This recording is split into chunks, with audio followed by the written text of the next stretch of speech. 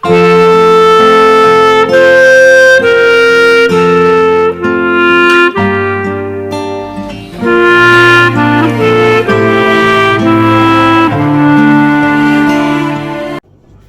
Ouvracha mes chers amis, la ségoula de l'histoire du Baal Shem Tov pour le samedi soir. Comment le Baal Shem Tov a mérité un tel gilouï, un tel dévoilement de la providence divine? Eh bien, c'est en année Shalag. Nous sommes à Tzfat. Il y a un Yehudi, un juif qui était simple, qui avait l'habitude de prier, de savoir que prier dans son Sefer Mamash. Il priait de tout son cœur. Il faisait le tikkun hatzot de tout son cœur. Et il y a quelqu'un une fois qui est tapé à la porte. Il a tapé, il a dit: mon fils, c'est une grande simcha, est-ce que ça te dérange que je rentre chez toi à la maison? Et il lui a dit: sache que je suis Eliyahu Navi. Intéressant, il lui a dit: écoute, je suis Eliyahu Navi, mais je voudrais savoir qu'est-ce que tu as fait le jour de ta bar mitzvah. C'est quoi le mérite que tu as du jour de ta bar mitzvah qui fait un grand bruit dans le ciel? Il dit: écoute, si Dieu n'a pas voulu te dévoiler, c'est pas moi qui va te dévoiler. Il dit: si tu me dévoiles, je vais être avec toi, je vais t'enseigner la Torah et je vais t'enseigner. Il lui a dit: écoute, si Dieu ne t'a pas dévoilé, c'est pas moi qui vais te dévoiler. Eliyahu Hanavi, il a tout de suite disparu.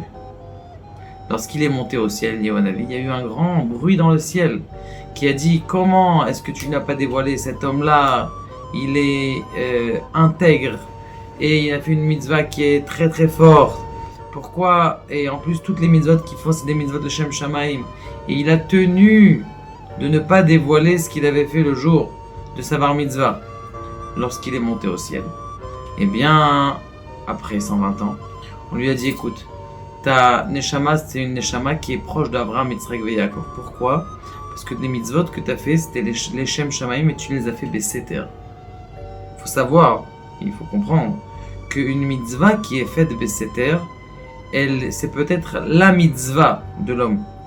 Comme il dit le Rambam dans le Pirush HaMishnayot, il dit qu'un homme, il doit arriver à faire une seule mitzvah. Pour arriver à son Olam Haba, il doit faire une seule mitzvah qui est intemporelle, qui est uniquement que pour Akadosh Baruch Hu. Et cet homme-là, il était à côté d'Abraham, Yitzhak et Yaakov. Il a dit: il faut que tu redescendes sur terre et que tu dévoiles la grandeur de cette personne. C'était qui cette neshama? C'est la neshama du Baal Shem Tov.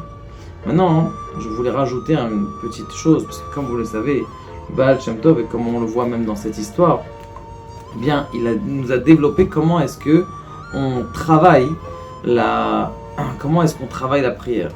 Eh bien, une petite nekuda très intéressante, comme vous le savez, dans la parashat Noach, a priori qui a un rapport avec la parashat Noach, mais qui n'a aucun rapport avec la paracha elle-même. Il y a là-bas la majorité du livre du Baal Shem Tov qui s'appelle Amoud HaTefila. On l'avait enseigné une fois à la Seder dans les mots, mais je voudrais vous donner juste une petite nekuda qui a marqué là-bas, à la fin de l'histoire. Il est marqué que dans la Teva, il y avait une soire, une fenêtre. Et il dit, le Baal Shem Tov: Amar Tsoar Ta'aseh la Teva, tu devras faire une lumière dans la Teva. De quoi il parle? En vérité, la Teva, c'est un mot. Un Teva, c'est une parole de prière. Quand dans ta prière, tu dois illuminer ta prière, les mots de ta prière avec la Emouna et avec les Olamot, Neshamot, Ve'elahut. Ces choses qu'on expliquera Be'ezrat Hashem en définition après chacun de nos histoires. Kadosh Baruch Hu nous aide à prier de tout notre cœur et surtout de façon désintéressée. Baruch Adonai le'olam amen.